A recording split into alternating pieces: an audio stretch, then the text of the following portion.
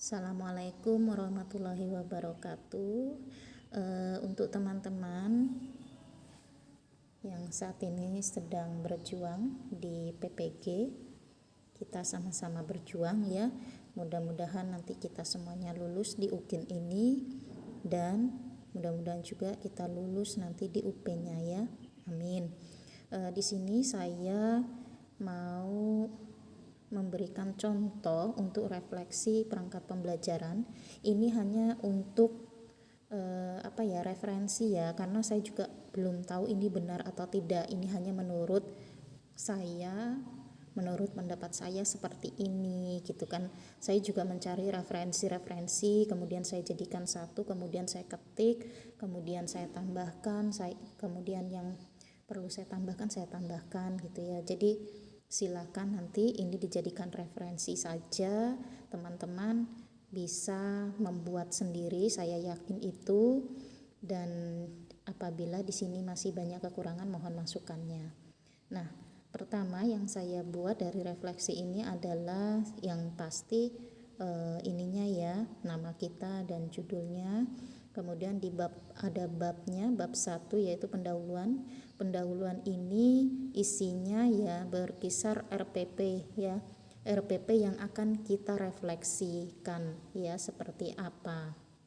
Nah, kemudian di sini juga nanti dituliskan ya beberapa hal-hal apa saja yang perlu dibuat dalam RPP. Nah, di sini semuanya, kemudian prinsip-prinsipnya seperti apa, kemudian implementasinya seperti apa. Jadi di bab 1 ini berkisar tentang RPP kita ya, RPP yang mau kita refleksikan. Nah, setelah itu kita masuk ke bab 2 yaitu tentang permasalahan dan solusinya. Nah, ungkapkan semua permasalahan RPP kita sebelumnya. Kemudian jangan lupa berikan satu contoh saja RPP yang kita akan refleksikan ya. Di sini saya memberikan contoh RPP saya yang ini ya. RPP-nya yaitu tentang pertumbuhan dan perkembangan makhluk hidup. Ini ada di tema 1, subtema 3 ya. Nah, ini adalah RPP 1 lembar yang biasanya saya gunakan gitu ya. Nah, ini ditaruh di sini. Ya, diletakkan di permasalahannya. Jadi sebutkan permasalahannya, kemudian berikan contohnya. Nah, setelah itu kemudian kita memberikan solusinya. Solusinya apa? Nah, solusinya di sini saya memberikan RPP saya yang lengkap ya, bukan yang 1 lembar, tapi RPP lengkap yang saat ini saya gunakan. Selengkap mungkin ya. Nah, ini RPP-nya di tema yang sama ya, tetapi ini sudah lengkap ya. Saya sudah lengkap. Jadi kalau di RPP 1 lembar itu kan KI, KD dan segala macamnya enggak ada ya. Nah, ini adalah RPP lengkap. Ada KI, ada KD, kemudian tujuan pembelajaran dan model pembelajarannya, kemudian semuanya penilaiannya, kemudian PPT-nya, semuanya lengkap di sini. Nah, ini adalah solusinya kita. Jadi dari RPP 1 lembar itu kemudian kita memberikan solusi dengan RPP yang lengkap, di mana dengan RPP ini ya pembelajaran itu akan jauh lebih baik. Nah, kemudian di sini juga saya cantumkan tentang bahan ajarnya, kemudian pemetaan KD-nya di dalam RPP ini ya. Nah, ini seperti ini, yang dimana di awal dulu ketika saya membuat RPP ini tidak ada. Nah, ini. Kemudian saya juga mencantumkan tentang LKPD-nya di sini. Nah, seperti ini. Ini juga tidak ada di RPP saya sebelumnya yang 1 lembar. Nah, ini jadi semuanya dicantumkan solusinya di sini.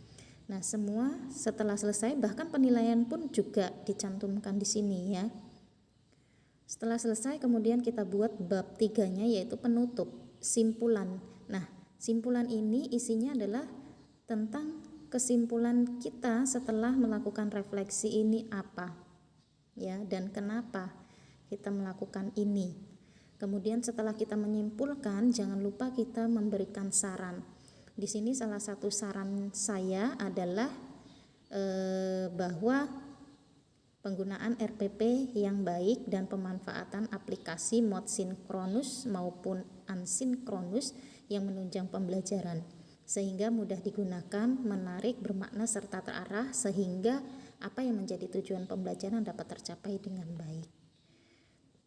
Jadi seperti inilah teman-teman, kira-kira seperti inilah refleksi yang saya lakukan untuk RPP.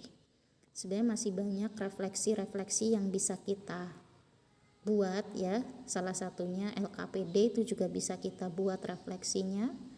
Kemudian modul pembelajaran atau media pembelajaran juga bisa kita buat refleksinya. Memang membutuhkan banyak waktu, tetapi sebenarnya untuk portofolio UKIN di bagian refleksi kita isi satu saja seperti ini juga sudah cukup ya. Gitu. Terima kasih teman-teman, mudah-mudahan ini bermanfaat untuk semuanya. Saya akhiri. Assalamualaikum warahmatullahi wabarakatuh.